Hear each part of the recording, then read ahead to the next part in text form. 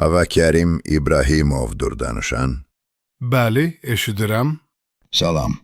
Mən 3-cü bölük komandiri danışıram. Gece saatlarında Gizir Mübariz İbrahimov silah ambarından icazəsiz silah çıxarıb və xidməti tərk edib. Hazırda əmri axtarış və yoxlama işləri davam edir. Sizin onun harda ola biləcəyi barədə hər hansı məlumatınız varmı?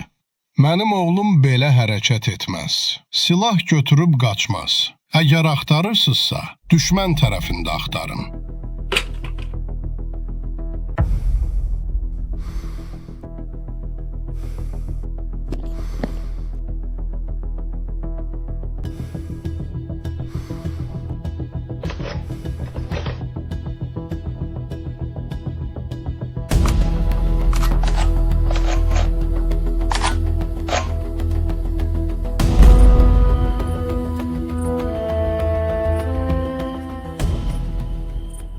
İlahi,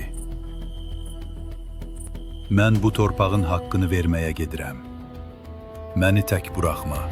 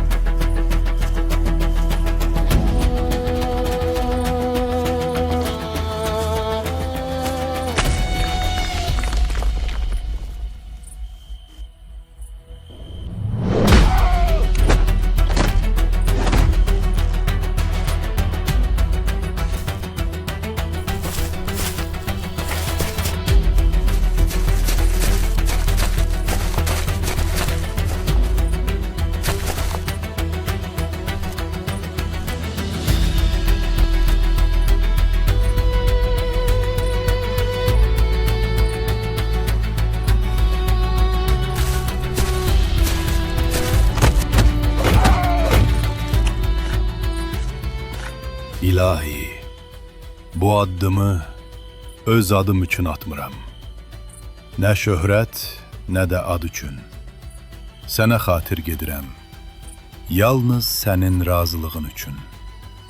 Əgər bu gecə son nəfəsimdirsə, qoy o nəfəs sənin yolunda çıxsın.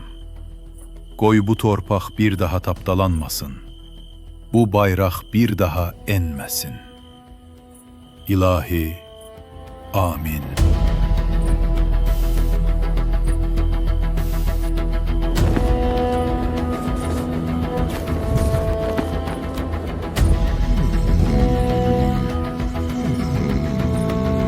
Գնդակով մարտեր սարքելով